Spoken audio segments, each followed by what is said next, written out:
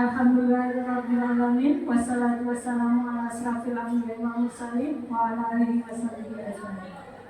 Penghormatan saya kepada Ibu Kepala Sekolah, penghormatan saya kepada Bapak Ibu narasumber dari CGP Angkatan 11 dengan tempat tugas SMP Negeri 1 Cegire, penghormatan saya kepada seluruh Bapak Ibu guru, audiens yang berhadir di ruang guru untuk mengikuti kegiatan aksi nyata disiplin positif modul 1.4 menyebarkan pemahaman dan pengalaman disiplin positif.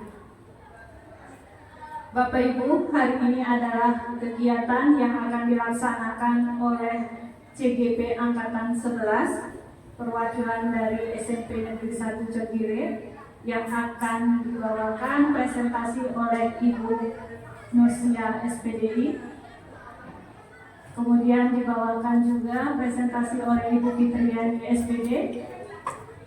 Selanjutnya presentasi akan dibawakan oleh Ibu Anzaria SPDI. Dan terakhir presentasi akan dilanjutkan oleh Bapak Suhendri SPD. Kegiatan ini adalah memberikan pemahaman kepada kita seluruh anggota Dewan Guru untuk mengenal yang namanya disiplin positif, untuk mengenal bagaimana tata cara peningkatan kualitas karakter sesuai dengan profil pelajar Pancasila bagi seluruh peserta didik di lingkungan SMP Negeri 1 Cegire. Untuk kelanjutan, sebelum kegiatan dimulai, alangkah baiknya sama-sama kita berdoa dengan mengucapkan Ummul Quran, membaca surat Al-Fatihah dalam hati. Baik Bapak Ibu, doa yang dipersilakan.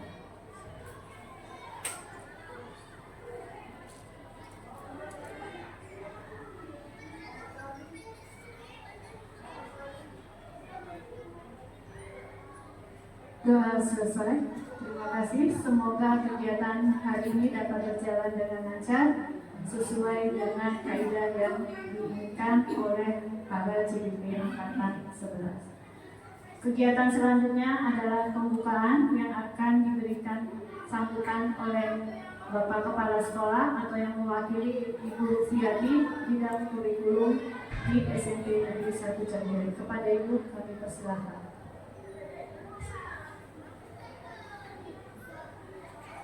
Assalamualaikum warahmatullahi wabarakatuh.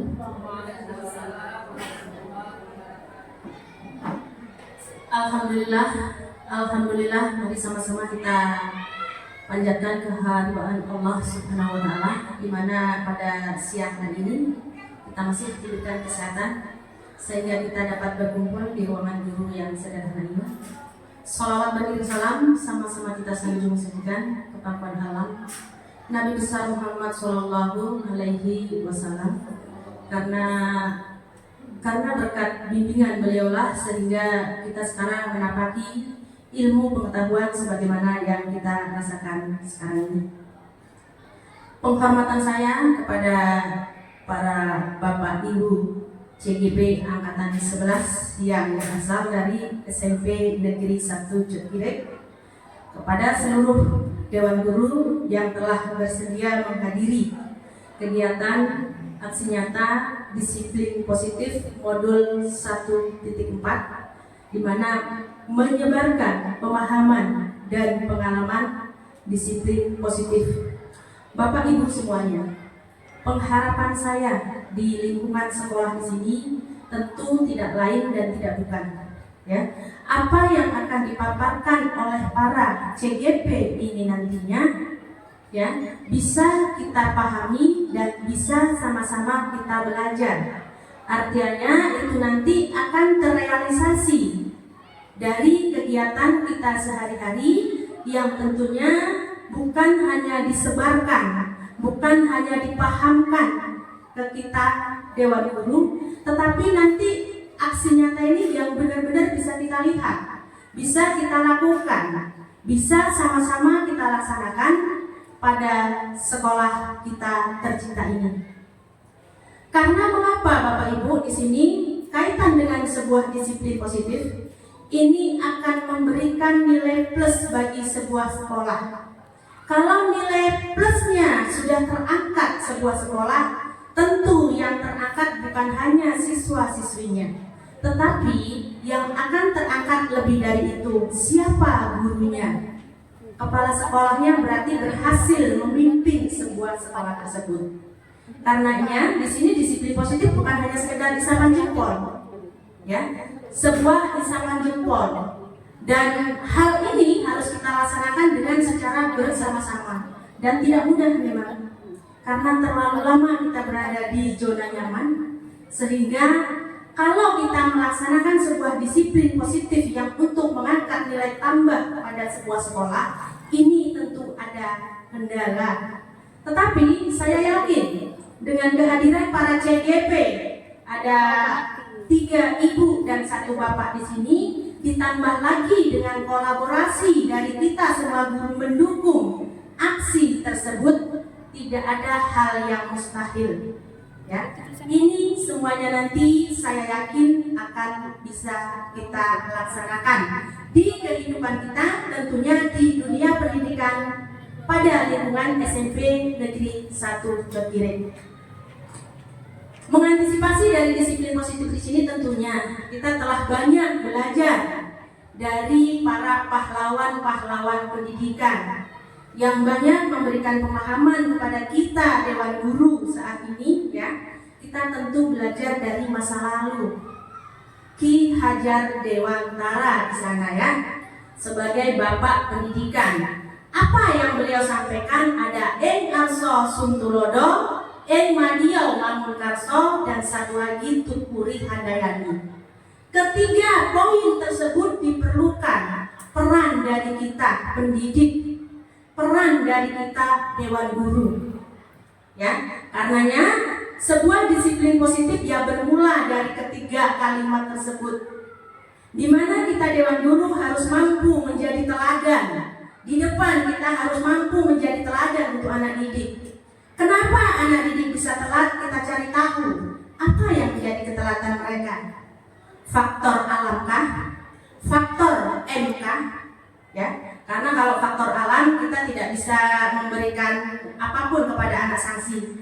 Anak yang jam 9:30 juga kita berhak memberikan pembelajaran kepada mereka. Ya. Faktor M bagaimana? Malas. Ini coba kita juga cari tahu apa yang menyebabkan malasnya. Apakah karena pelajaran saya mereka malas, atau karena ada satu dan lain hal yang sekiranya memang harus kita telusuri? Karena kembali lagi Bapak Ibu di sini tidak ada seorang siswa yang bodoh. Walaupun semuanya siswa dilahirkan kita juga tidak tahu apapun awalnya. Tetapi dengan ketelitian, ketelatenan, ya, seorang guru, saya yang tidak sekolah TK berakhir bisa ke SD, SMP, SMA, dan sekarang bisa berdiri. Sama sebagaimana Bapak Ibu semuanya, bisa berdiri di depan anak-anak. Mengapresiasikan apa yang sudah kita pelajari dulu. Kita kembalikan pembelajaran ke anak sekarang. Oh sesuai, oh tidak sesuai. Kalau tidak sesuai, tentu Bapak Ibu semuanya, sebagai pendidik kita harus belajar. Sekali lagi, sebagai pendidik kita harus belajar. Dari mana proses belajar? Bisa jadi kita belajar dari anak didik kita, bisa jadi kita belajar dari lingkungan, bisa jadi kita belajar dari mereka ini ada 4 orang di depan kita. Karenanya kembali lagi, besar pengharapan saya, kita sebagai pendidik harus mampu memberikan tuntunan kepada anak didik kita, bukan memberikan tontonan. Ya, ini ada sedikit garis bawah memang ya, bukan tontonan, tetapi tuntunan.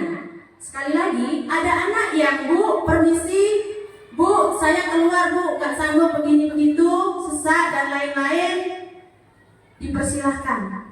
Karena itulah yang memang bisa kita lakukan, ya.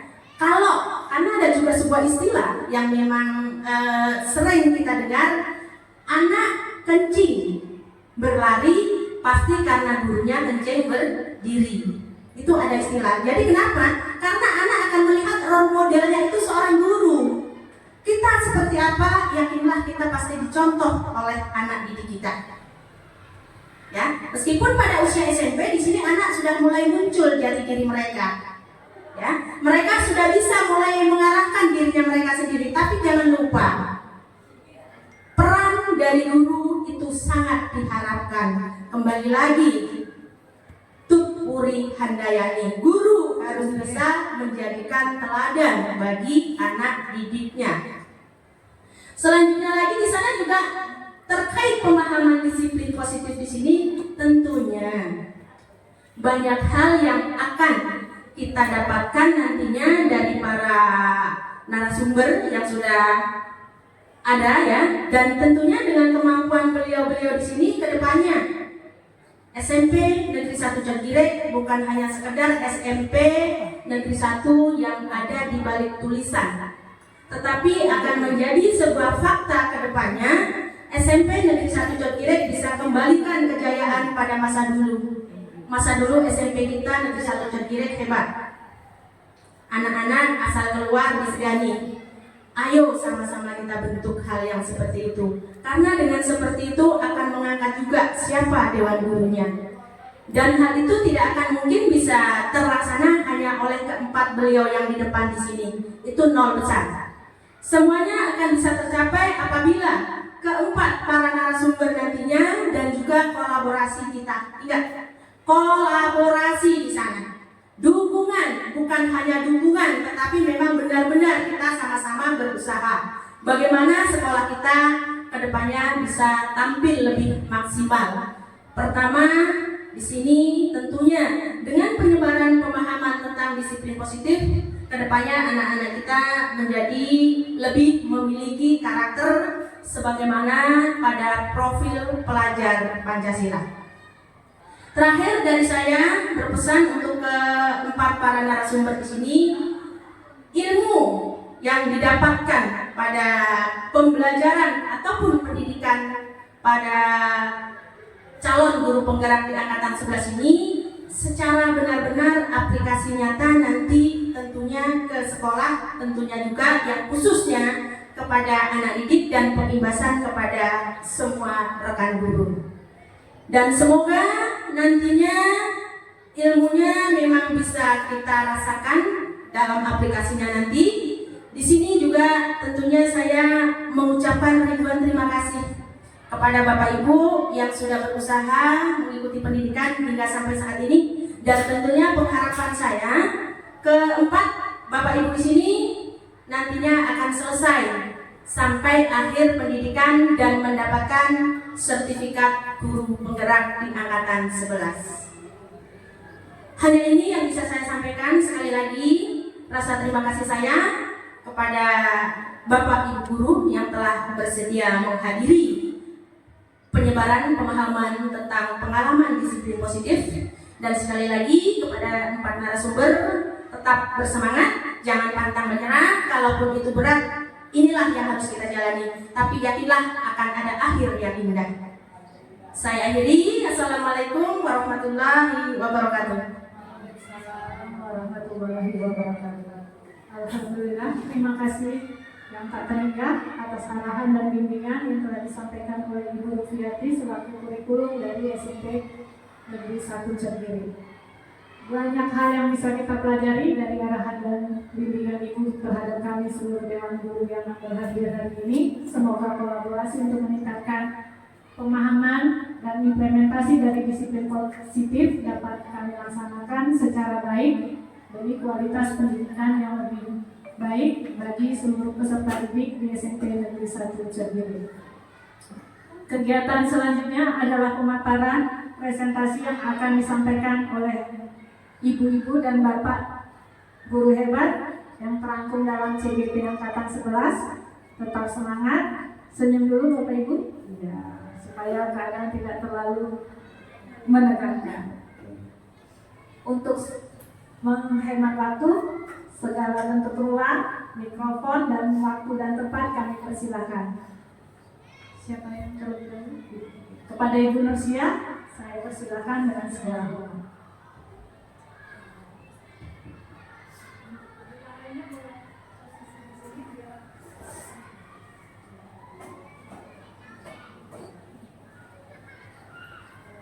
Bismillahirrahmanirrahim. Bismillahirrahmanirrahim. Assalamualaikum warahmatullahi wabarakatuh. Sehat ibu semuanya? Alhamdulillah. Baiklah, kita mulai dengan memuji Allah. Alhamdulillahirabbil alamin. Wassalatu wassalamu ala asyrafil anbiya'i wal mursalin wa ala alihi wa ashabihi ajma'in. Rabbi shrah li sadri wa yassir li amri wahlul 'uqdatam min lisani yafqahu qawli. Amma ba'du. Puji syukur marilah sama-sama senantiasa kita ucapkan kehadiran Allah Subhanahu wa taala. Alhamdulillah sampai saat ini, sampai detik ini Allah masih memberi kita kesehatan, Allah masih memberi kita kekuatan, Allah masih memberi kita kesempatan untuk dapat menjalani kehidupan ini. Selanjutnya selawat beriring salam, marilah sama-sama senantiasa kita aturkan keharibaan Nabi besar Muhammad Sallallahu Alaihi Wasallam, yang mana berkah perjuangan Rasulullah lah kita dapat mencicipi ilmu pengetahuan dengan bebas, kita dapat menikmati ilmu pengetahuan ini dengan seluas-luasnya tanpa ada hambatan. Rasulullah telah membawa umatnya dari alam jahiliyah ke alam yang Islamiyah, dari alam kebodohan ke alam yang penuh dengan ilmu pengetahuan. Baiklah, terima kasih saya ucapkan kepada Ibu Moderator yang telah memberikan waktu kepada saya untuk memaparkan aksi nyata kami para CGP Angkatan 11. Tak lupa pula penghormatan saya kepada Bapak Kepala Sekolah, dalam hal ini diwakili oleh Ibu Kawur Kurikulum, Ibu Rufiati, yang telah memberikan sambutannya kepada kami, yang telah memberi motivasi kepada kami agar terus bersemangat sampai garis finish, ya, sampai selesai insya Allah di bulan 12 nanti. Mohon doa dan dukungannya dari sahabat semua, dari rekan sejawat. Mudah-mudahan kami berempat bisa menyelesaikan tugas pendidikan calon guru penggerak, sehingga dari kata calon menjadi GP, guru penggerak, tidak calon lagi. Amin, mudah-mudahan ya Allah. Baiklah, rekan-rekan semuanya, pada kesempatan ini kami para calon CGP Angkatan 11 yang berada di SMP Negeri 1 Cotgire akan memaparkan aksi nyata kami tentang disiplin positif. Tugas ini ada di modul 1.4, yaitu tentang menyebarkan pemahaman dan pengalaman disiplin positif.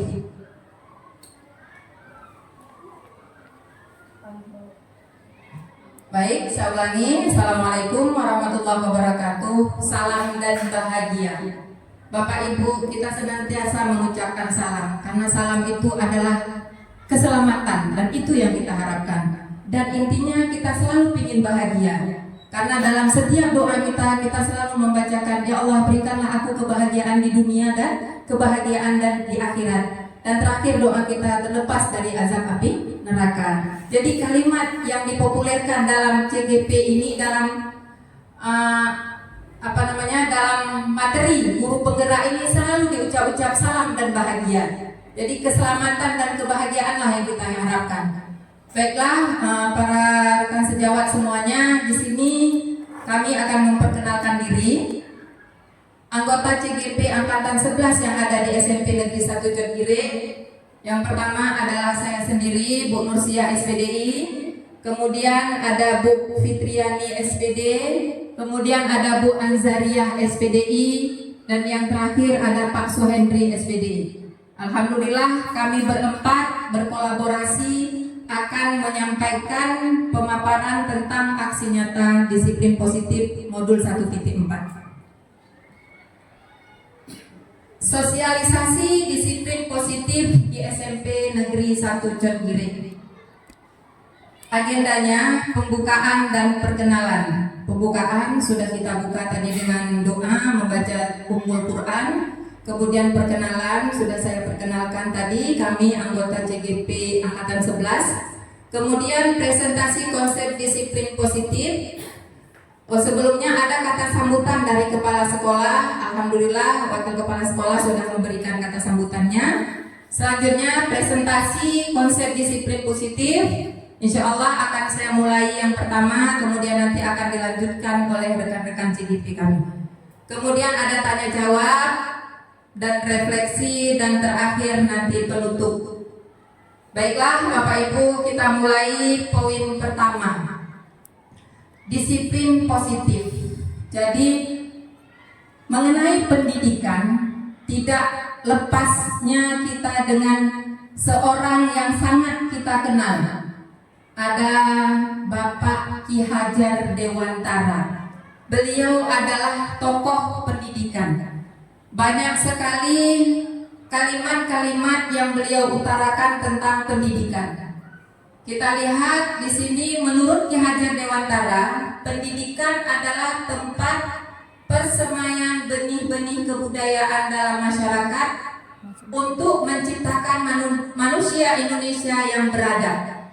Kemudian Ki Hajar Dewantara juga menegaskan bahwa tujuan dari pendidikan adalah menuntun segala kodrat yang ada pada anak agar mereka dapat mencapai keselamatan dan kebahagiaan yang setinggi-tingginya, baik sebagai manusia maupun sebagai anggota masyarakat. Dan filosofi terakhir yaitu tentang profil pelajar Pancasila. Ini adalah karakter yang diharapkan muncul pada segenap murid di Indonesia. Keenam karakter tersebut tercermin melalui perilaku sehari-hari yang akhirnya menjadi kebiasaan. Nah, Bapak Ibu, Bapak Ki Hajar Dewantara yang jauh sebelum kita ada di dunia, beliau udah lebih duluan lahir. Beliau sudah mengatakan bahwasanya pendidikan ini adalah persemaian benih-benih. Jadi benih itu sudah ada pada setiap individu manusia. Hanya tinggal kita mengembangkan melalui jalur pendidikan. Nah, kemudian Bapak Ki Hajar Dewantara juga menegaskan bahwasanya kita selaku guru, kita selaku guru dalam dunia pendidikan diharapkan untuk bisa menuntun peserta didik, membawa peserta didik ke arah yang lebih baik dalam mewujudkan keinginan mereka, dalam mereka mencapai keselamatan dan kebahagiaan mereka. Karena tujuan pendidikan semuanya kita kepingin selamat, artinya selamat dari kebodohan menuju kepada kepintaran atau kecerdasan. Jadi tinggalkan yang tidak bisa menuju ke hal yang bisa dengan cara pendidikan. Alhamdulillah, tugas pendidik ini adalah tugas yang sangat mulia sekali. Karena Rasulullah sendiri pernah berkata, kuntu mu'alliman, saya diutus untuk menjadi seorang pendidik. Jadi guru pendidik kita yang paling hebat itu adalah Rasulullah. Sebagaimana tuntunan yang beliau tuntun kepada kita, itulah yang kita ikuti. Nah, Bapak Ibu, di sini kita selaku pendidik, marilah sama-sama kita menuntun peserta didik kita, murid-murid kita yang ada di SMP Negeri 1 John Gire ini agar mereka bisa mewujudkan cita-cita mereka, keinginan mereka, apa yang ingin mereka raih. Kita hanya sebagai fasilitator yang mengayomi, mentuntun mereka. Oke, selanjutnya ada profil pelajar Pancasila. Ini sudah tidak asing lagi bagi kita bahwa profil pelajar Pancasila ini ada 6 pilar yang harus kita jalankan dalam mendidik siswa-siswi kita. Yang pertama adalah beriman, bertakwa kepada Tuhan Yang Maha Esa dan berakhlak mulia. Kemudian yang kedua, berkebinekaan global. Yang ketiga, bergotong royong. Yang keempat, kreatif. Yang kelima, bernalar kritis. Dan yang keenam adalah mandiri. Baik, kita lihat satu persatu. Yang pertama adalah beriman dan bertakwa kepada Tuhan Yang Maha Esa. di negara kita ini ada beberapa agama. Jadi kalimat beriman semua agama itu ada, juga bertakwa semua agama ada. Tinggal mereka menjalankan sesuai dengan keyakinan dan kepercayaan masing-masing.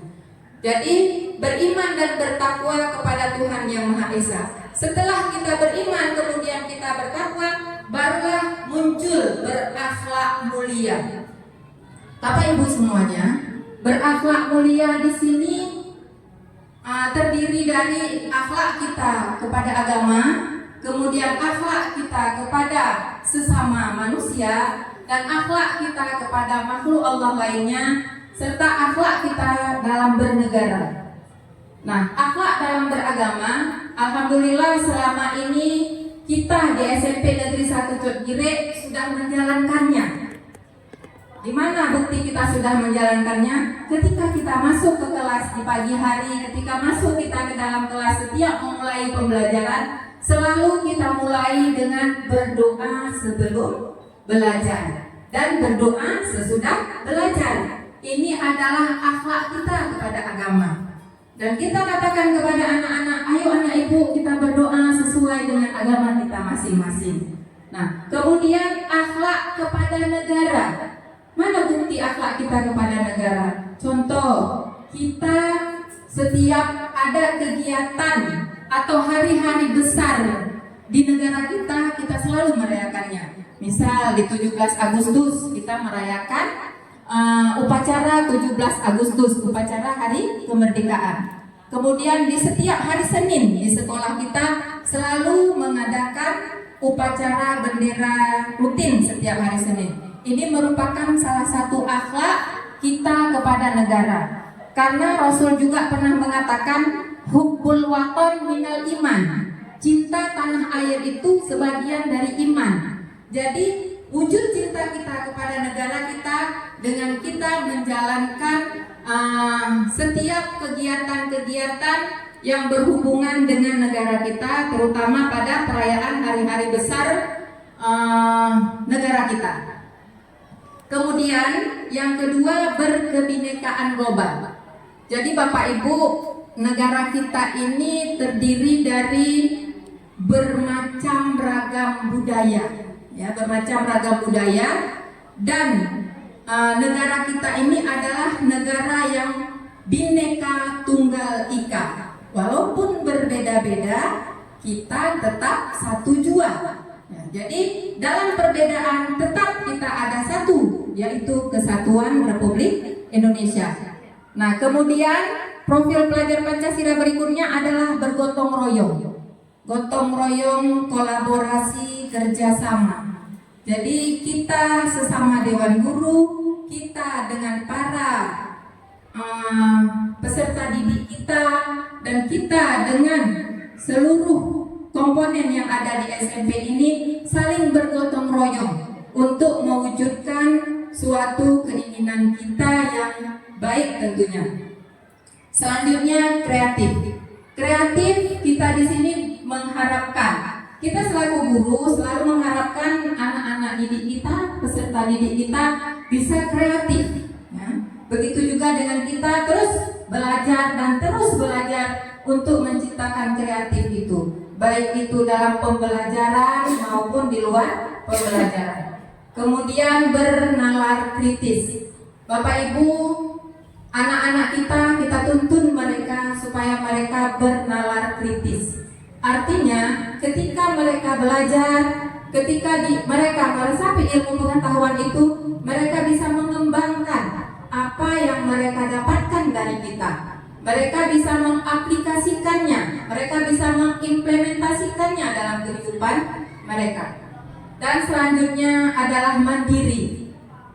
Bapak Ibu, kita mengharap siswa-siswa ke depan, apa yang sudah kita berikan kepada mereka, mereka bisa menerapkan secara mandiri. Misal dalam bidang studi IPA misalnya, kita di situ ada memberikan materi ekosistem atau ada materi pengembangbiakan. Ketika mereka terjun ke lapangan, mereka bisa mandiri. Kita suruh tanam awalnya kacang hijau sampai menjadi tumbuh menjadi toge, dan toge selanjutnya bisa dikonsumsi oleh manusia.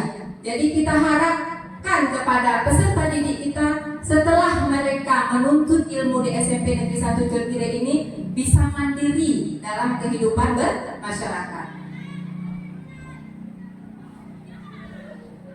Oke, kemudian konsep inti budaya positif atau disiplin positif. Yang pertama adalah perubahan paradigma. Kemudian yang kedua disiplin positif. Yang ketiga teori motivasi perilaku manusia. Yang keempat kebutuhan dasar manusia. Yang kelima posisi kontrol guru. Yang keenam keyakinan kelas. Dan yang terakhir adalah segitiga restitusi. Baiklah Bapak Ibu, kita lihat rincian satu persatu. Yang pertama adalah perubahan paradigma. Pembelajaran dengan perubahan paradigma baru dirancang dengan pembelajaran berdiferensiasi sehingga peserta didik dapat belajar sesuai kebutuhannya berdasarkan tahap untuk mewujudkan profil pelajar Pancasila. Pembelajaran dengan paradigma baru, di sini ada satu kegiatan, yaitu kegiatan kepalan tangan. Kegiatan kepalan tangan. Kita semua punya tangan, kita kepal tangan. Jadi untuk kegiatan ini, saya mohon Ibu guru atau Bapak guru yang bersedia untuk menjadi aktor dalam kegiatan kepalan tangan ini. Ada Ibu yang bersedia? Ayo, ya alhamdulillah. Ada Bu Ajeng dan Bu Rufiati. Silakan Bu Ajeng dan Bu Rufiati. Nah, kegiatan ini Bu Ajeng dan Bu Rufiati adalah teman, ya, rekan sejawat. Nah, di sini sobeklah secari kertas kecil, tuliskan benda atau sesuatu yang sangat berharga untuk Anda. Ini alhamdulillah sudah ada kertas. Bu Ajeng silahkan ditulis sesuatu yang sangat berharga menurut Bu Ajeng.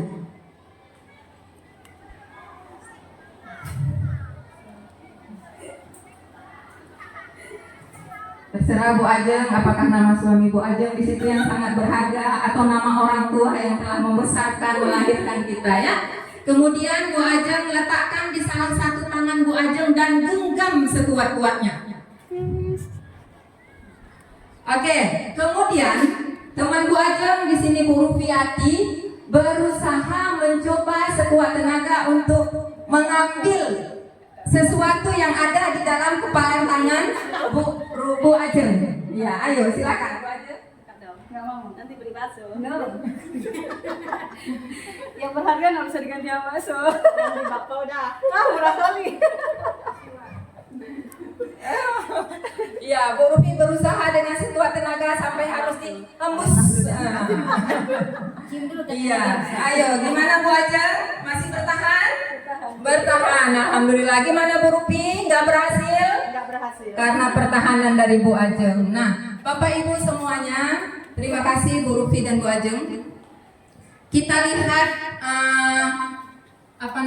kegiatan kepalan tangan ini. Jadi Bu Ajeng punya sesuatu di tangan Bu Ajeng yang sangat berharga menurut Bu Ajeng. Sedangkan Bu Rufiati ingin tahu apa sih sesuatu yang sangat berharga di tangan Bu Ajeng itu. Dan Bu Rufi berusaha untuk mengambilnya. Namun Bu Ajeng terus mempertahankan supaya sesuatu yang berharga itu tidak diambil oleh Bu Rufi. Nah, apa yang terjadi? Kita lihat, akhirnya yang terjadi, Bu Ajeng tetap berhasil mempertahankan apa yang ada di tangannya. Nah, di sini perubahan paradigma teori kontrol atau ilusi kontrol. Yang pertama, ilusi kontrol mengontrol murid. Kemudian ilusi yang pertama tadi adalah ilusi guru mengontrol murid. Kemudian yang kedua, ilusi bahwa kritik dan membuat orang merasa bersalah dapat menguatkan karakter. Kemudian yang ketiga, ilusi bahwa semua penguatan positif, efektif, dan bermanfaat. Dan yang terakhir, ilusi bahwa orang dewasa memiliki hak untuk memaksa. Nah, kita lihat selanjutnya mengubah paradigma stimulus respon ke pendekatan teori kontrol. Di sini, bisakah kita mengontrol seseorang? Gimana menurut Bu Nazaria? Bisakah kita mengontrol seseorang? Bisa. Ya. Oke, menurut Bu Nazaria, kita bisa mengontrol seseorang. Nah, mengontrol seseorang ini terkadang bisa kita lakukan, tetapi lebih banyak tidak bisanya. Kenapa? Karena yang mengontrol diri seseorang itu adalah yang orang tersebut, gitu. Mungkin kita hanya bisa mengontrol secara lahir. Paling tidak kita lihat kenapa dia hari ini pakai sepatunya sebelah putih sebelah hitam. Itu bisa sekedar kita menegur atau mengingatkannya ya karena kesalahan tersebut. Tapi dalam mengontrol seseorang itu lebih kepada pribadi orang tersebut. Nah, selanjutnya kita lihat stimulus respon. Yang pertama, kebutuhan kita sama. Menurut teori kontrol, kebutuhan kita berbeda. Tentu kebutuhan Bu Ajeng, kebutuhan Bu Upi yang tadi saling mempertahankan itu berbeda. Kebutuhan kita tidak sama. Pasti ada perbedaannya. Kemudian stimulus respon semua orang melihat sama. Sedangkan teori kontrol semua orang memiliki gambaran yang berbeda. Selanjutnya kita mengubah orang lain supaya pandangan sama dengan kita. Teori kontrolnya berusaha memahami pandangan orang lain tentang dunia. Jadi pemahaman kita dengan pemahaman orang lain itu pasti berbeda. Tapi kita jangan memaksa kehendak kita, apa yang kita inginkan harus dipahami oleh orang lain. Karena dalam memahami sesuatu itu dari sudut pandang yang berbeda. Selanjutnya, perilaku buruk dilihat. Dalam teori kontrol, perilaku buruk pasti punya tujuan tertentu. Nah, segala sesuatu buruk menurut kita belum tentu buruk menurut orang tersebut. Jadi setiap sesuatu itu punya dan ada kelebihannya. Kemudian stimulus respon berikutnya adalah orang lain bisa mengontrol saya. Dalam teori kontrol hanya diri sendiri yang bisa mengontrol kita. Kita ingin lebih baik, otomatis kita yang perbaiki diri kita. Nggak mungkin orang lain bisa memperbaiki kita. Paling orang lain hanya mengingatkan dan menasihati. Perubahan itu tetap harus ada pada diri kita. Kemudian stimulus respon berikutnya, pemaksaan ada pada saat bujukan gagal. Dalam teori kontrol, kolaborasi dan konsensus menciptakan pilihan baru. Yang terakhir, stimulus respon, model berpikir menang kalah. Dalam teori kontrol, model berpikir menang-menang. Jadi semua kita kepingin menang pada akhirnya. Semua kita kepingin juara pada akhirnya, ya. Oke, selanjutnya tentang disiplin positif. Dalam hal ini pemaparannya akan dilanjutkan oleh CGP Angkatan 11 teman kami yaitu Bu Fitriani. Kepada Bu Fitriani, silakan melanjutkan pemaparan materi kita pada hari ini. Baik, terima kasih Ibu Lucia. Nah, selanjutnya di sini saya akan memaparkan tentang disiplin positif. Disiplin positif berasal dari kata disiplina, yang artinya belajar. Disiplin mengacu pada disiplin diri yang memiliki tanggung jawab terhadap apa yang dilakukannya berdasarkan nilai-nilai yang diyakininya. Disiplin positif merupakan salah satu cara penerapan disiplin yang bertujuan untuk menumbuhkan kesadaran serta memberdayakan peserta didik tanpa imbalan, penghargaan atau reward, ancaman atau hukuman. Sebagai pendidik, tujuan kita adalah menciptakan peserta didik yang memiliki disiplin diri, sehingga mereka berperilaku mengacu kepada nilai-nilai kebajikan universal dan memiliki motivasi intrinsik dalam perubahan perilaku ke arah yang lebih baik. Nah, baik di sini Ibu, kita di sekolah kita sudah menerapkan disiplin positif untuk peserta didik kita semua. Nah, dengan tujuan yaitu supaya peserta didik kita memiliki disiplin diri terhadap dirinya sendiri dan peserta didik kita bisa menemukan nilai-nilai kebajikan yang sesuai dengan universal. Nah, selanjutnya teori motivasi perilaku manusia. Nah, pada teori motivasi perilaku manusia ada 3. Yang pertama, motivasi eksternal. Nah, 1, untuk menghindari ketidaknyamanan atau hukuman. Apa yang akan terjadi apabila saya tidak melakukannya? Nah, mungkin kita di sini berpikir ya Ibu ya, kira-kira apa yang terjadi jika kita tidak melakukannya? Nah, mungkin kita berpikir hukuman apa yang dapat kita dapatkan. Nah, mungkin kita terpikir itu namanya intrinsik, itu namanya motivasi dari luar. Nah, kemudian motivasi eksternal untuk mendapatkan imbalan dari orang lain atau institusi. Apa yang akan saya dapatkan apabila saya melakukannya?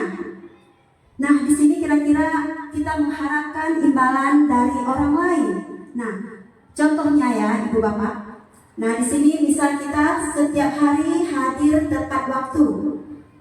Kita bertanggung jawab atas tugas-tugas yang telah diberikan kepada kita. Nah, pasti kita berharap kira-kira nanti kepala sekolah akan memberi apa ya kepada kita. Nah, pasti kita berpikir apa ya yang akan diberikan kepada kita kalau saya itu selalu datang tepat waktu ke sekolah. Kalau saya itu bertanggung jawab atas tugas-tugas yang dibebani kepada saya. Itu kan Bapak Ibu? Ya. Nah, selanjutnya motivasi internal, tujuan disiplin positif. Untuk menghargai diri sendiri, menjadi insan sesuai harapan kita. Nah, saya akan menjadi orang yang seperti apa bila saya melakukannya. Nah, kalau motivasi internal ini dia lahirnya dari dalam diri kita sendiri. Tidak ada dorongan dari orang lain, itu dari kesadaran diri kita sendiri. Misalnya kita datang selalu tepat waktu, misalnya kita bertanggung jawab. Mungkin dalam diri kita mempunyai kepuasan, kita bangga, kita bisa memawas diri sehingga kita bisa hadir tepat waktu, kemudian kita bertanggung jawab, itu ada kebahagiaan tersendiri. Nah, selanjutnya kebutuhan dasar manusia. Kebutuhan dasar manusia adalah segala sesuatu yang kita lakukan untuk mendapatkan apa yang kita inginkan. Seluruh tindakan yang kita lakukan memiliki tujuan tertentu. Dan semua usaha terbaik yang kita lakukan adalah dalam rangka agar kebutuhan dasar kita terpenuhi dengan baik. Nah, baik di sini Ibu, Bapak. Nah, setiap manusia pasti itu ada kebutuhan dasar ya Ibu ya. Tidak ada manusia tidak ada kebutuhan. Ya. Nah, kebutuhan dasar tersebut harus terpenuhi. Nah, apabila kebutuhan dasar tersebut tidak terpenuhi, mungkin kita akan menimbulkan masalah-masalah di dalam kehidupan kita kalau kebutuhan dasar tersebut tidak terpenuhi. Oke, baik. Selanjutnya ada 5 kebutuhan dasar manusia. Yang pertama, bertahan hidup. Nah, ini ada komponen-komponennya, yaitu makanan, pakaian, tempat tinggal, keamanan, kesehatan. Nah, di sini Bapak Ibu, kalau komponen tersebut kita penuhi, maka hidup kita itu akan sehat, hidup kita itu akan teratur, hidup kita itu akan bahagia karena semua terpenuhi. Apapun yang kita kerjakan lebih fokus, ya Bapak Ibu. Nah, mungkin di antara itu ada yang tidak terpenuhi, misalnya makanan. Satu hari saja kita nggak makan, kita merasa lapar. Apapun yang kita lakukan kita tidak fokus, tidak enak, iya kan? Coba kita tidak makan saja, tidak punya pakaian, apa yang terjadi sama kita? Pasti kita kurang dalam kehidupan kita, masih banyak kekurangan, ya Bapak Ibu.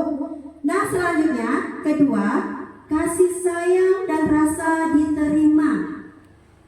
Nah, mungkin semua orang kepingin ya kasih sayang.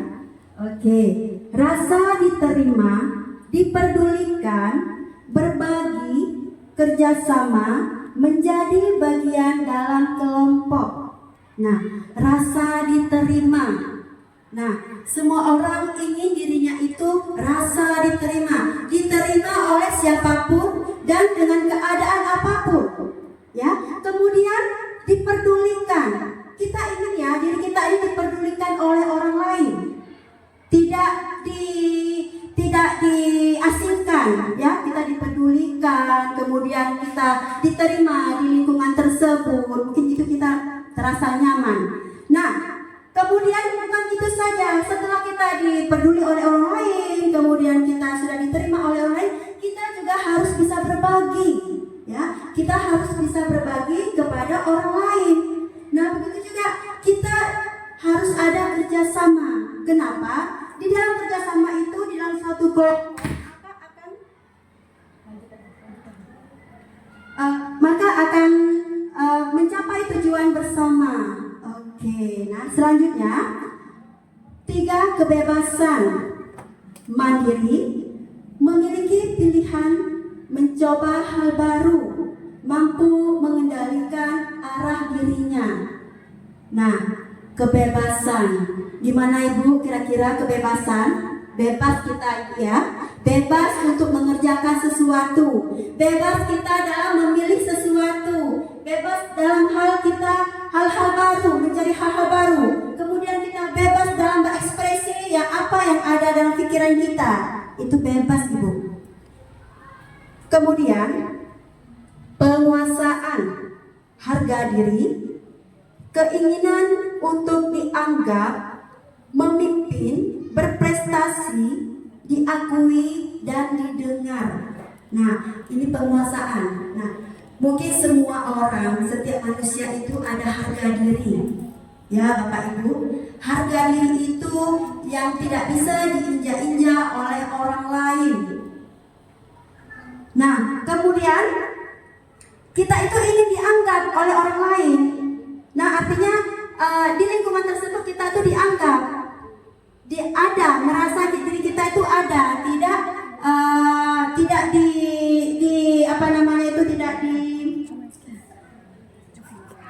tidak diasingkan dari orang lain, ya. Kita tuh dianggap ada. Nah, seandainya kita tidak dianggap, apa perasaannya? Mungkin kita merasa sedih, merasa terkucilkan, kita merasa apa sih kekurangan saya? Kenapa sih saya tidak dianggap oleh siapapun? Kan itu ya Ibu ya.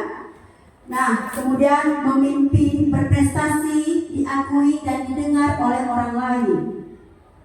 Kemudian selanjutnya kesenangan, bermain, humor, antusiasme, tertawa. Nah, mungkin kita semua ini pernah merasakan kesenangan.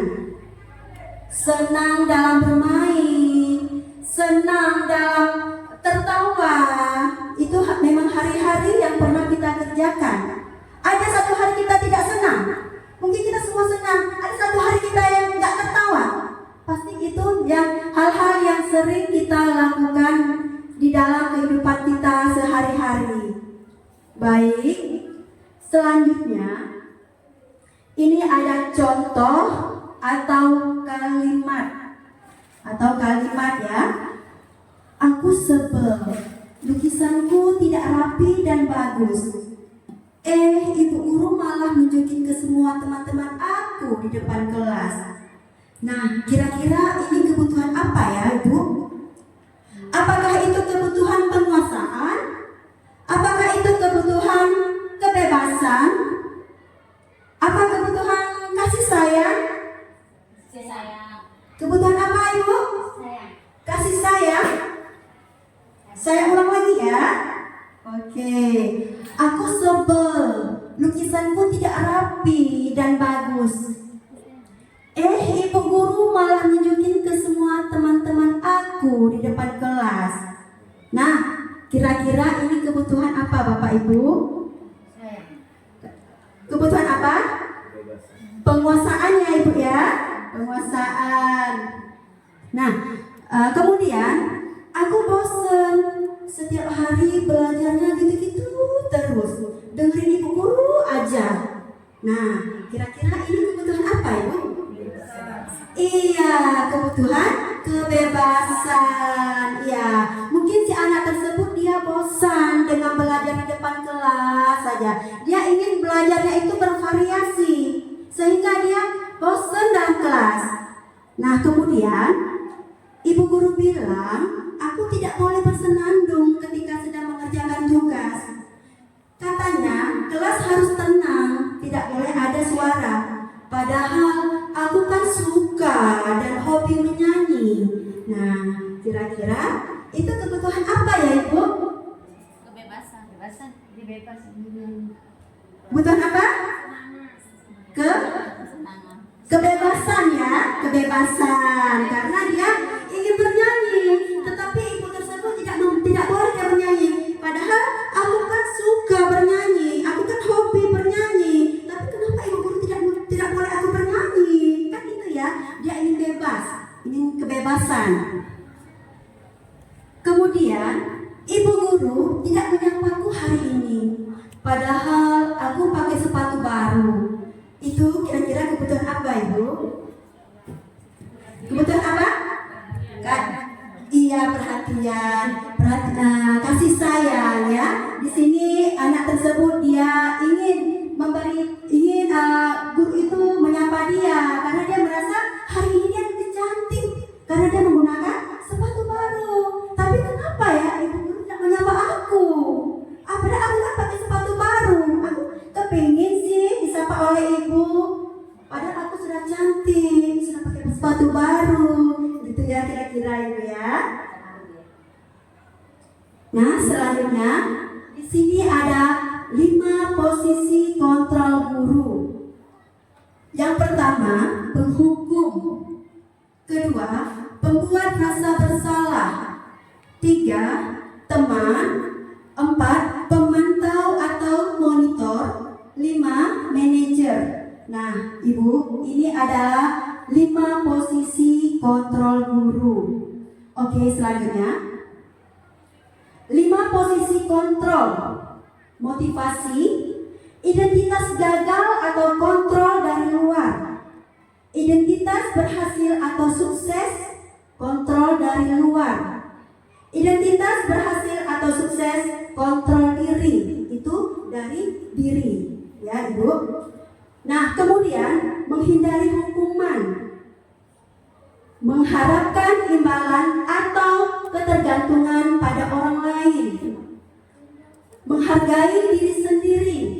Nah, pada menghindari hukuman ada penghukum, pembuat merasa bersalah, kemudian teman, kemudian pemantau dan manajer.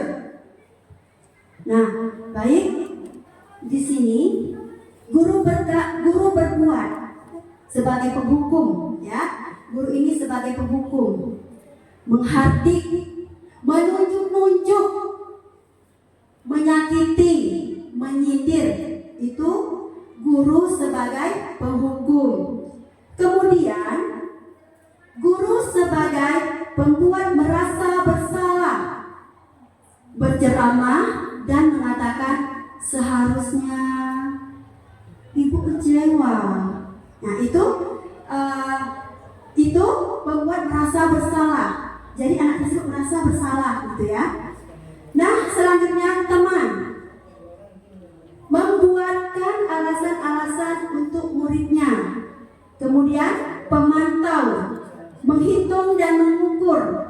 Selanjutnya manajer mengajukan pertanyaan-pertanyaan. Itu kalau posisi guru itu sebagai manajer. Oke? Guru berkata sebagai penghukum ya, kalau kamu tidak melakukannya, awas ya, rasakan.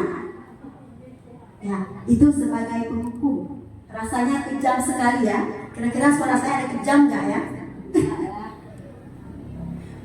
Nah, kemudian guru berkata, ini contoh pembuat merasa bersalah. Kamu seharusnya, kamu sudah tahu, ibu lelah sekali. Mengatakannya, ibu stres. Nah, itu contoh pembuat merasa bersalah. Sehingga anak tersebut merasa bersalah karena apa? Guru sudah kecewa dengan sikap dirinya. Oke. Nah, guru berkata sebagai kontrol, sebagai teman ya, ayolah lakukan demi ibu. Masa kamu tidak mau? Ingat, tidak ibu pernah bantu. Nah, itu sebagai teman ya. Nah, mungkin lebih pendekatan lagi karena sebagai teman. Nah, kemudian guru berkata sebagai pemantau ya, apa peraturannya? Nah, biasanya kalau pemantau itu dia hanya memantau saja dia hanya memantau aja. Nah, kemudian guru berkata, ini guru sebagai manajer ya. Apa yang kita yakini, apa yang kita bisa kerjakan untuk memperbaiki masalah ini. Nah, ini kalau guru sebagai manajer di sini mungkin dia lebih menanyakan keyakinan apa yang terjadi ya. Nah, kemudian hasilnya yaitu memberontak. Ada penghukum, hasilnya memberontak, menyalahkan orang lain berbohong. Nah, sehingga anak tersebut karena dia sudah dihukum, pasti dia untuk membela diri, ya kan? Sehingga dia memberontak, sehingga dia berbohong dengan apa yang telah dilakukannya. Nah, kemudian pembuat merasa bersalah, menyembunyikan atau menyangkal, berbohong. Kemudian hasil dari kontrol sebagai teman itu ketergantungan. Itu ketergantungan bagaimana keadaannya, mungkin bisa membuat pendekatan. Nah, dia di sini mungkin butuh kasih sayang, perhatian. Oke. Kemudian guru sebagai contoh hasil dari pemantau, menyesuaikan diri bila diawasi. Dia sebagai pemantau, dia hanya mengawasi saja. Itu kalau tugas memantau. Nah, selanjutnya hasil dari sebagai manajer, menguatkan pribadi. Nah, itu menguatkan pribadi. Biasanya kalau manajer itu dia lebih bijaksana ya, Ibu. Nah, mungkin cukup sini aja ya contoh-contohnya. Nah, selanjutnya apa Ibu? Ini ada contoh penerapan 5 posisi kontrol guru. Kasusnya, siswa tidak memakai atribut lengkap saat upacara bendera. Nah, baik, Bapak Ibu, di sini siapa kira-kira? Saya mohon bantuannya untuk nampil ke depan 2 orang saja. Kira-kira siapa yang bersedia? 2 orang saja. Oke, terima kasih kepada Ibu Nusia. Nah, selanjutnya siapa lagi? 1 orang lagi? Ayo siapa? Oke, terima kasih kepada Bapak Suhendri. Nah, di sini siapa yang jadi gurunya? Gurunya siapa? Iya, Ibu Nusia. Yang jadi muridnya Bapak Suhendri. Iya, silakan. Nah, di sini Ibu, di sini adalah contoh penerapan pos 5 posisi kontrol. Nah, di sini bisa menggunakan kata-kata yang telah dipaparkan. Nah, satu penghukum. Nah, kira-kira bagaimana sih Ibu Nursia ini kalau menghukum anak itu seperti apa sih kejamnya?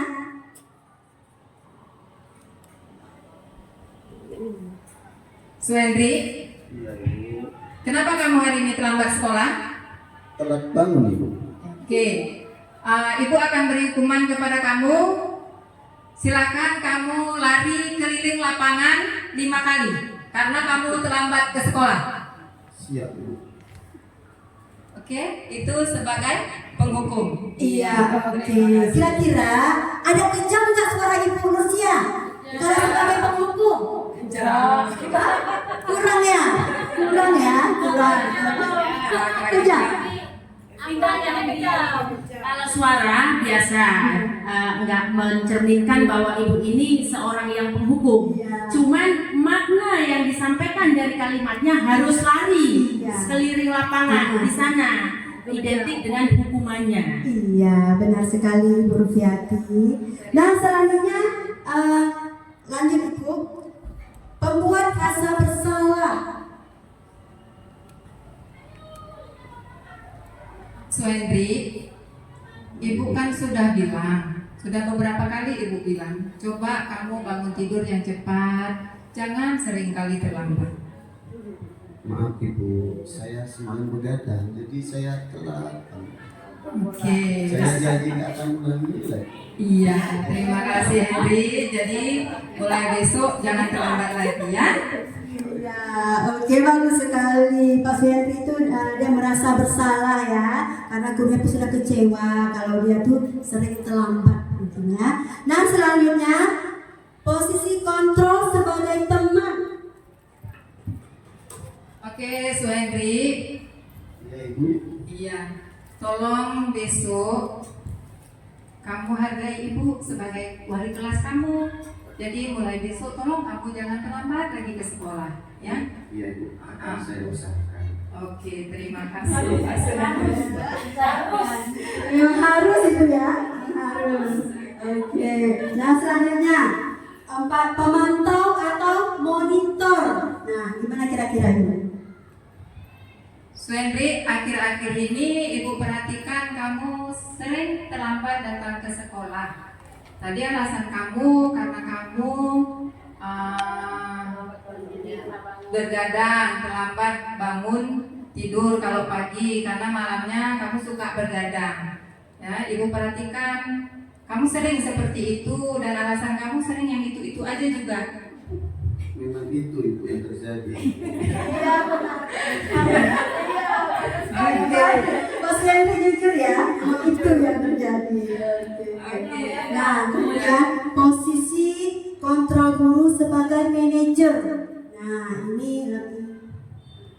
Nah, Suhendri, untuk hari ini apa kira-kira kesalahan yang kamu buat? Ini Ibu, saya kan telat bangun tidur. Iya. Jadi saya terlambat sekolah, tapi insya Allah ke depan saya usahakan lebih baik lagi, bangun tidurnya lebih cepat lagi, tidak bergadang malam lagi. Iya, oke Suhendri. Kira-kira yang kamu kerjakan selama ini, terlambat ke sekolah, telat tidur kalau malam, itu ada melanggar nggak keyakinan kelas yang sudah kita sepakati bersama di kelas? Melanggar Ibu. Iya. Jadi kalau Suhendri sudah tahu itu suatu pelanggaran, jangan lagi Suhendri ulangi, mulai ke depannya harus ada perubahan dalam diri Suhendri. Siap Ibu. Oke, terima kasih Nak ya. Oke, bagus sekali ya. Terima kasih kepada Ibu Nursia dan Bapak Suhendri. Nah, begitulah contohnya ya. Begitulah contoh penerapan 5 posisi kontrol guru. Nah, baik sekali ya. Nah, selanjutnya, nah, Ibu, ini ada posisi kontrol apakah aku? Saya kecewa sekali dengan kamu. Ya, kira-kira apa? Iya, pembuat rasa bersalah. Oke, kita tengok jawabannya ya. Oke, benar ya, perempuan merasa bersalah. Tepuk tangan semuanya. Oke, biar jangan tegang kali, jangan kaku kali kita ya. Nah, selanjutnya, posisi kontrol apakah aku? Kamu harus lari keliling lapangan sekarang.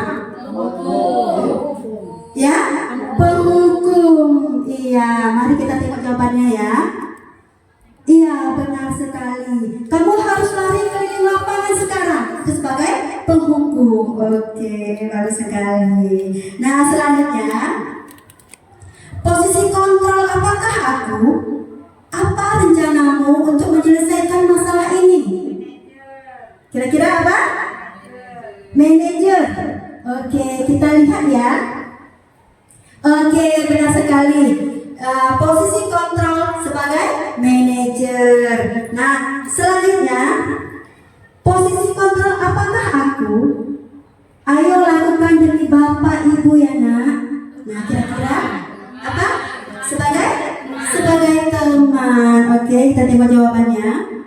Iya, sebagai posisi kontrol sebagai teman.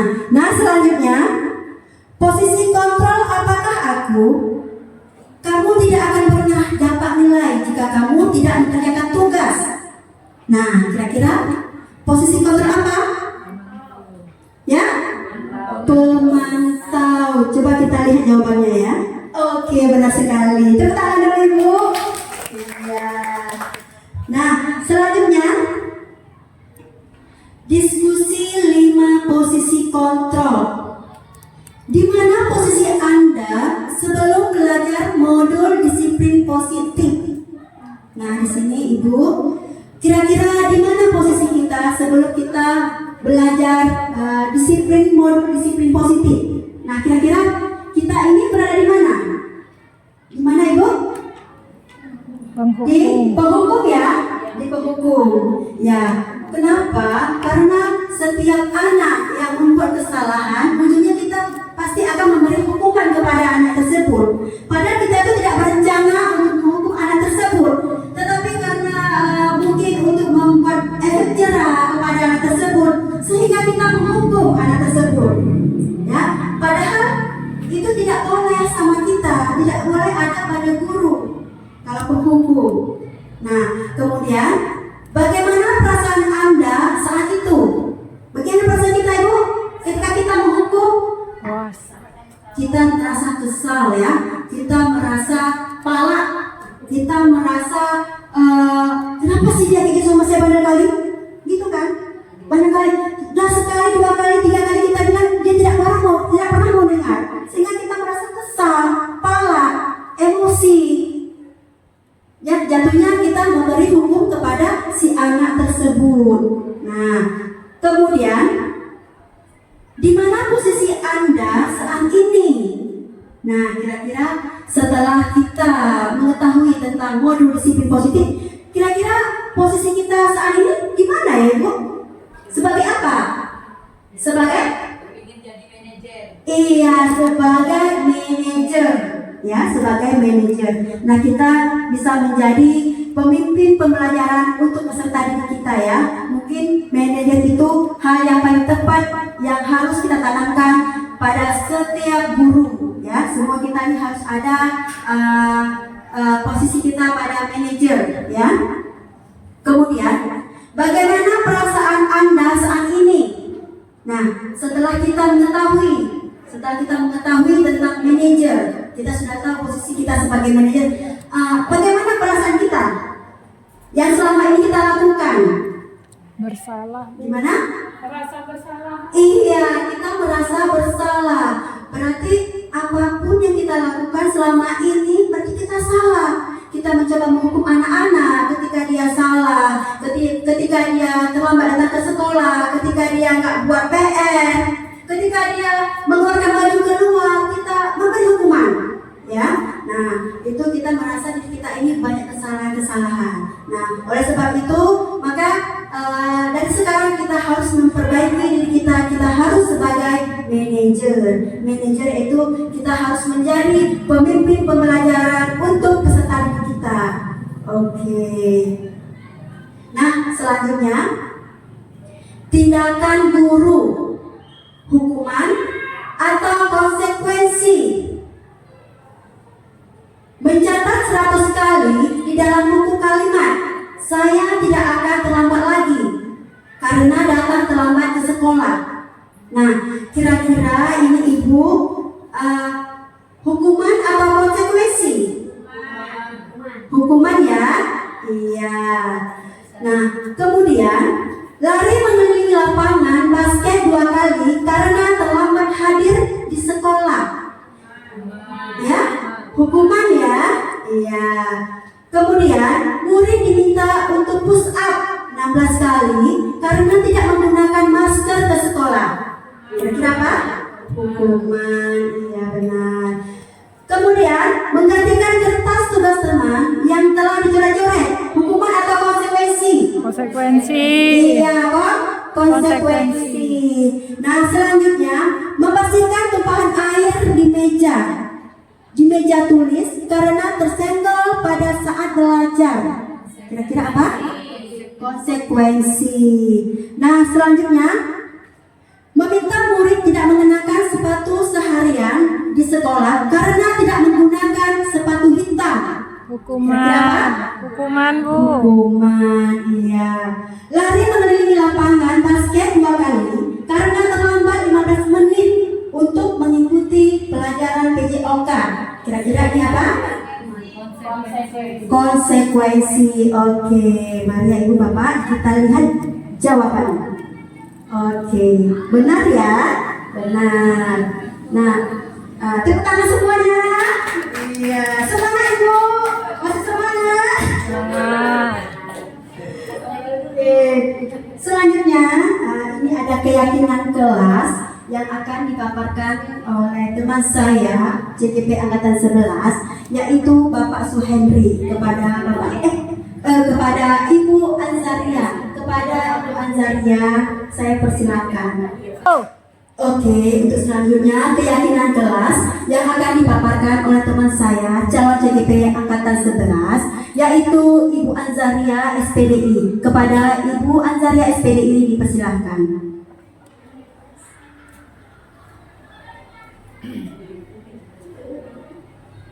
Terima kasih. Assalamualaikum warahmatullahi wabarakatuh. Waalaikumsalam warahmatullahi wabarakatuh. Di sini saya akan membahas sedikit mengenai keyakinan kelas. Nah, untuk melaksanakan disiplin positif yang telah disampaikan oleh Ibu Nursiah dan oleh Ibu Fitriani, dilanjutkan dengan keyakinan kelas. Kenapa? Kalau enggak kita buat keyakinan kelas, mungkin disiplin positif kurang terlaksanakan ya.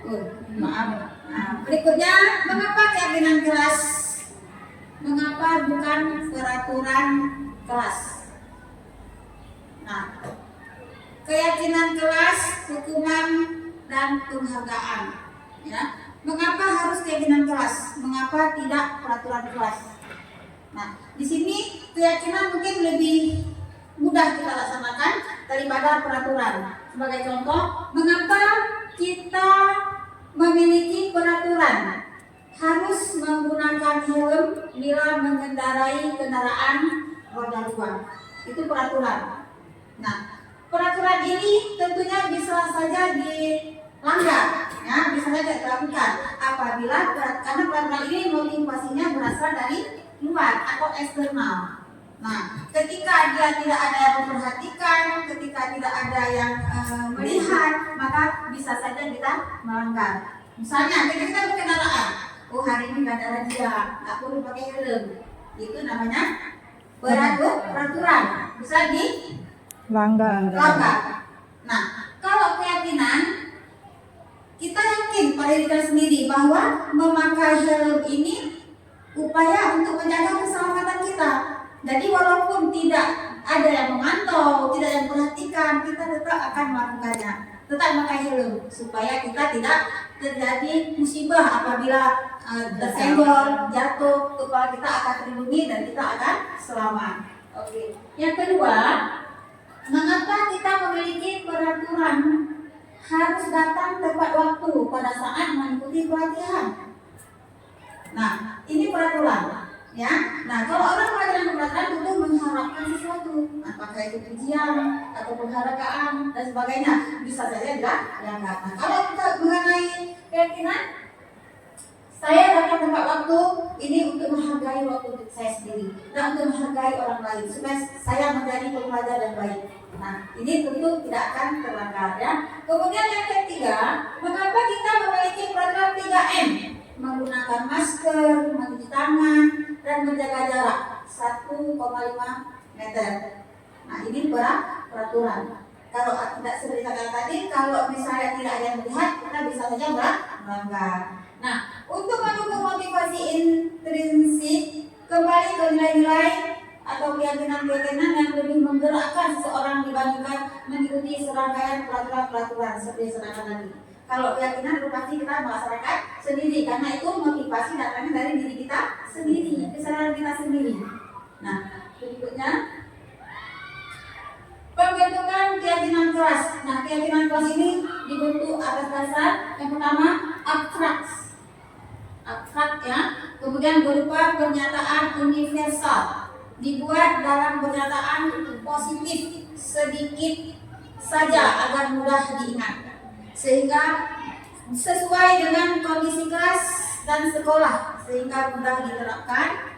Semua warga kelas dilibatkan membuat keyakinan kelas. Nah, di sini cara-cara kita membuat keyakinan kelas. Yang pertama abstrak, artinya gamblang gitu ya, jelas. Nah, berupa pernyataan universal, pernyataan yang umum. Nah, kemudian dibuat dalam bentuk pernyataan positif. Pernyataan ini ada nilai-nilai positif di dalamnya. Kemudian sedikit agar mudah diingat. Berarti kalimatnya ini harus singkat, jangan terlalu panjang kali lebar, jadi susah diingat nanti. Ya, karena anak-anak dalam ingat sesuatu tentunya intinya ya dia ingat. Nah, jadi keyakinan kelas itu tidak boleh terlalu panjang, tetapi singkat saja. Kemudian yang berikutnya sesuai dengan kondisi kelas dan sekolah sehingga mudah diterapkan. Nah, jangan kita buat nanti keyakinan kelasnya tidak sesuai dengan kondisi kelas dan sekolah kita, jadi susah diterapkan begitu ya. Berikutnya, semua warga kelas dilibatkan membuat keyakinan kelas. Nah, semua warga kelas, semua murid dilibatkan. Di sini kita berdiskusi dulu dengan murid-murid kira-kira apa yang harus kita kerjakan, apa yang harus kita jadikan sebagai keyakinan di kelas kita, gitu ya. Berikutnya, isi dari keyakinan kelas itu yang pertama bersikap jujur, tanggung jawab, saling menghargai, ramah, sopan, dan peduli. Yang kelima, menyimak dengan baik. Nah, keyakinan kelas yang harus diterapkan itu ada di dalam poster kita nanti yang akan kita buat, yaitu harus di sana isinya diantaranya harus bersikap jujur. Nah, bukan berarti di kalimat yang harus bersikap jujur, nanti ada kalimat sendiri yang kita rangkum dengan baik, singkat dan padat ya. Kemudian bertanggung jawab. Jadi sini sesuai dalam kelas harus bisa bertanggung jawab di dalam kelas atau di sekolah. Yang ketiga, saling menghargai.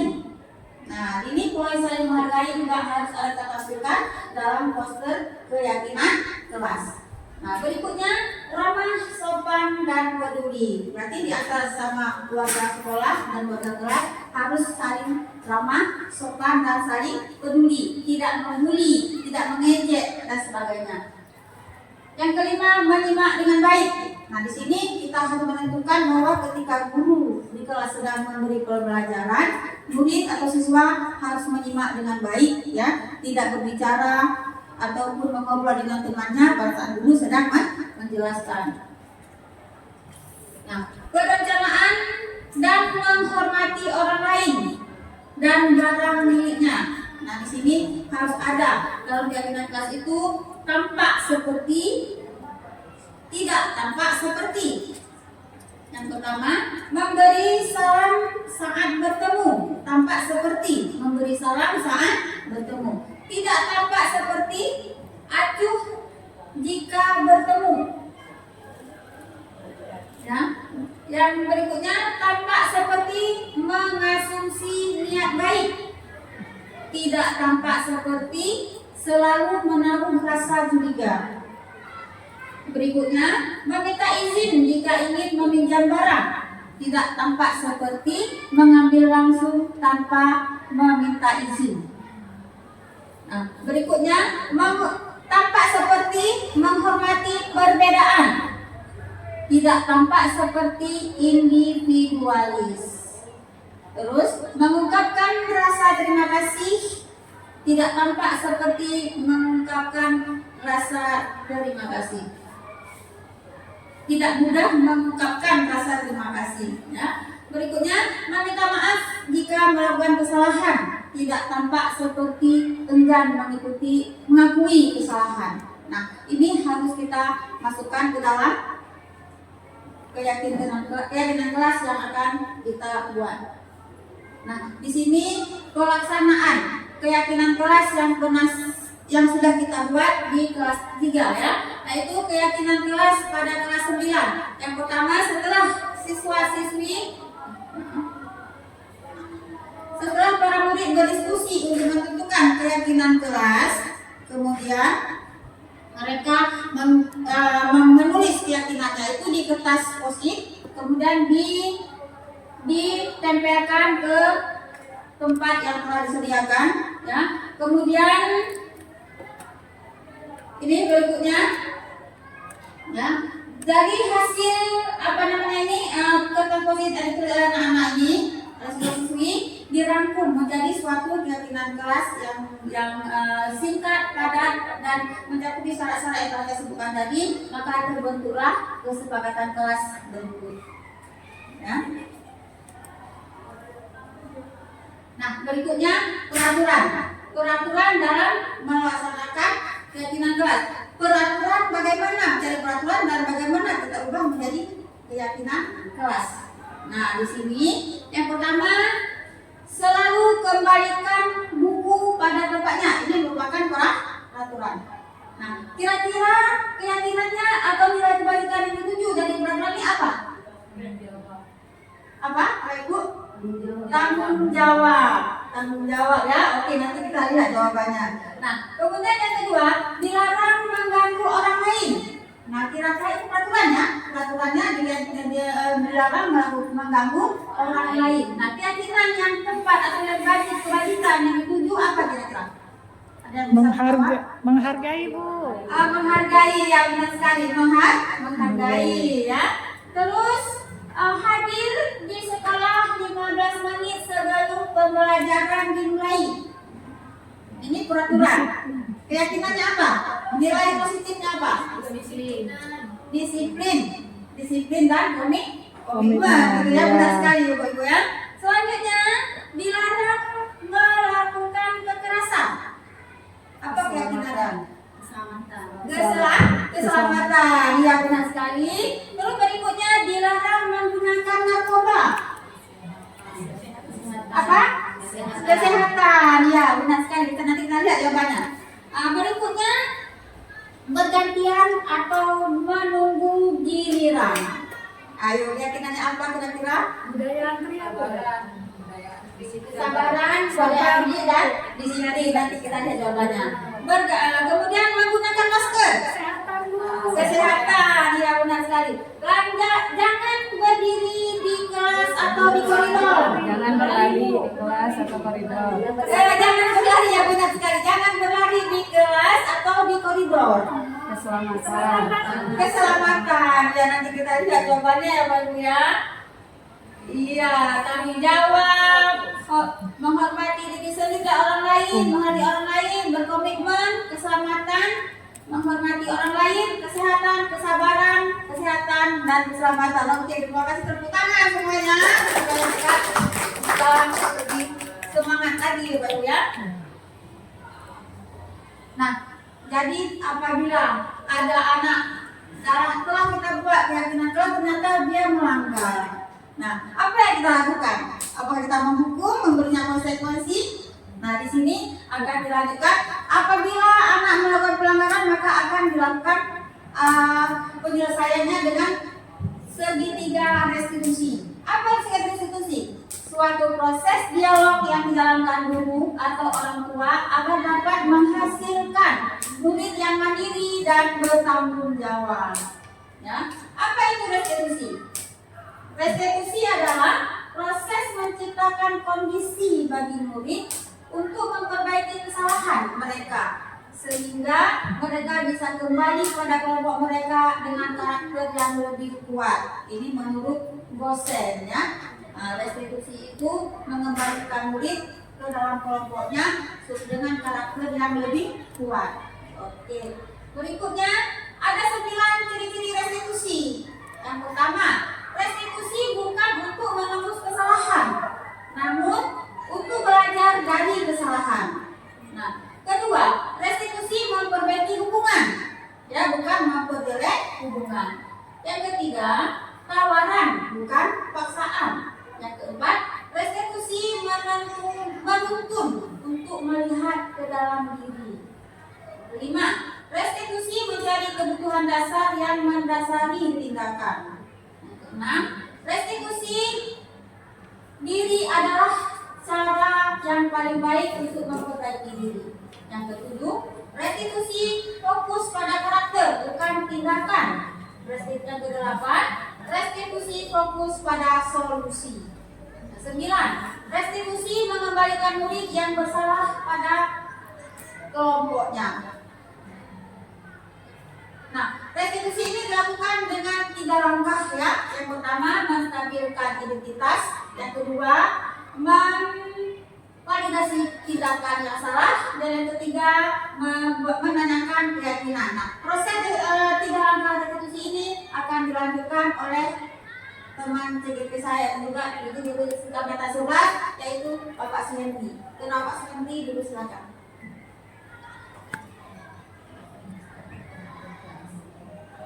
Terima kasih kepada Bu Anzaria yang telah memberi kesempatan kepada saya. Assalamualaikum warahmatullahi wabarakatuh. Waalaikumsalam warahmatullahi wabarakatuh. Sebelumnya saya meminta maaf dulu kepada ibu-ibu.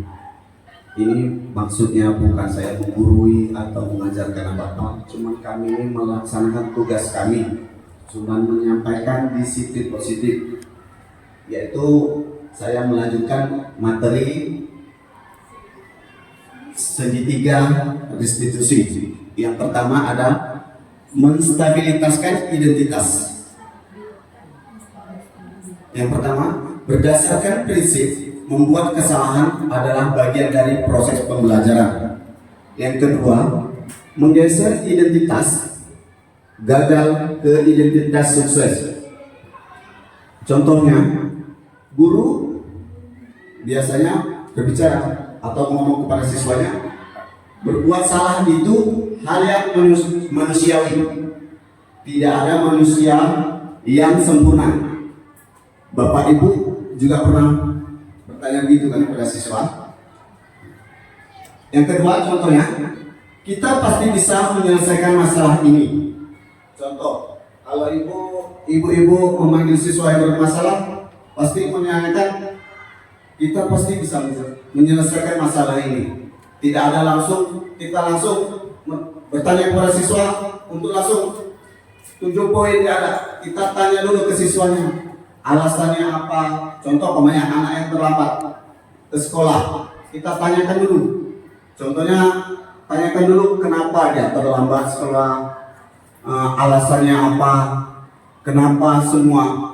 Kita harus tahu, tidak ada langsung kita memberi hukuman seperti yang dijelaskan oleh CGP kita tadi, Bu Fitriani.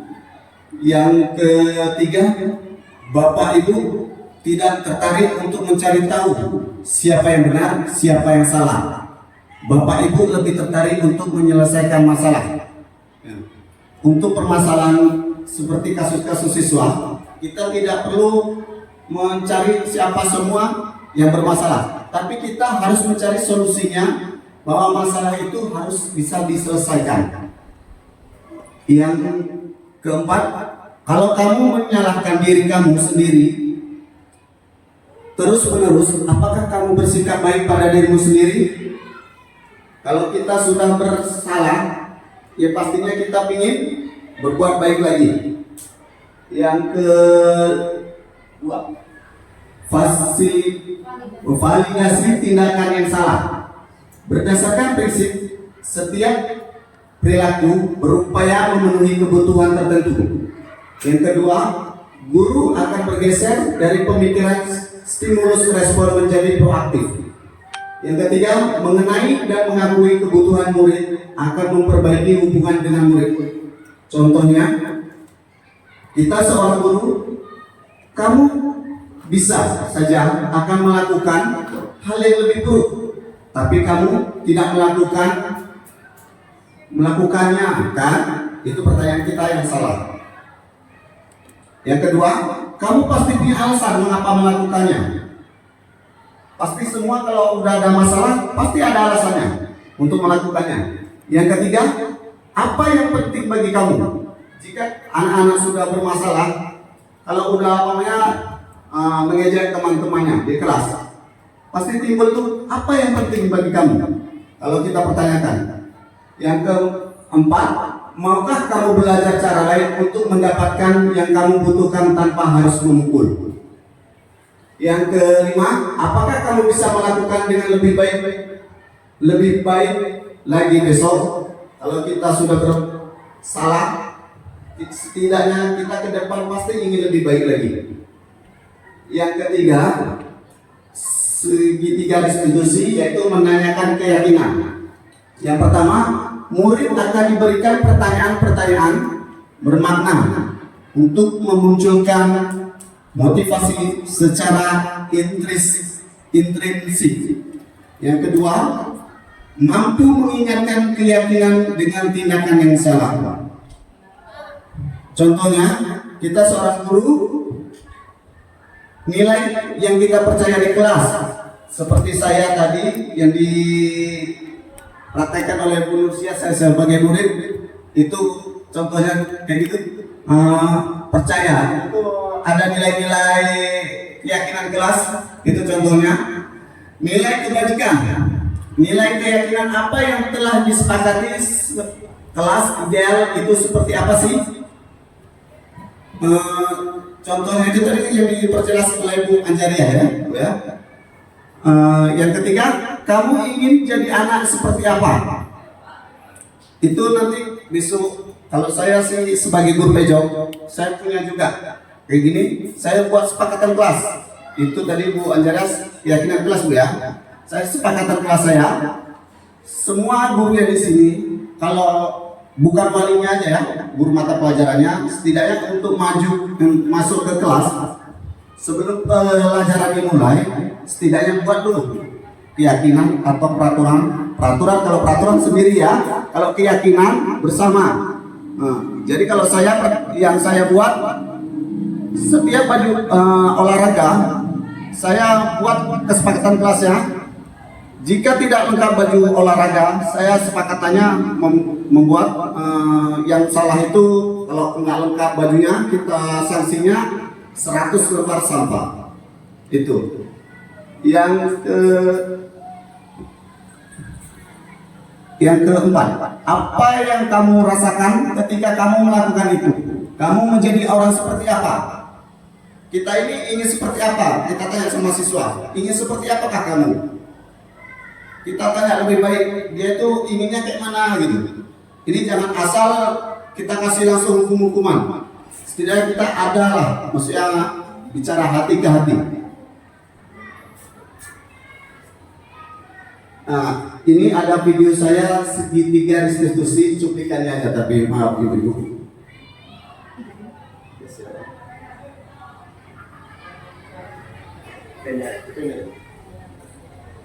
Oh, bentar aja suara sini.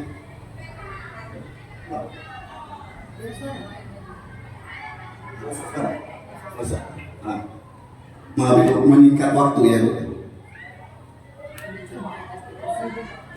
Itu contoh saya menyelesaikan siswa yang bermasalah dengan cara segitiga restitusi.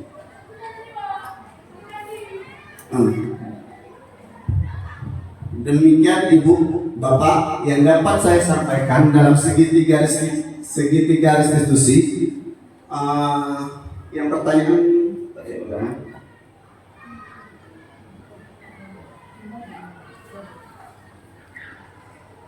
ini ada pertanyaan Bapak Ibu, hal baru apa yang merubah paradigma saya yang saya dapatkan? Yang saya dapatkan setelah mempelajari modul disiplin positif itu, saya merasa gini, saya hari itu bukan sebagai guru yang gimana, saya kebanyakan sebagai penghukum. Karena rata-rata saya pakai hukuman. Tapi setelah mempelajari budaya positif ini, saya baru sadar bahwa itu salah.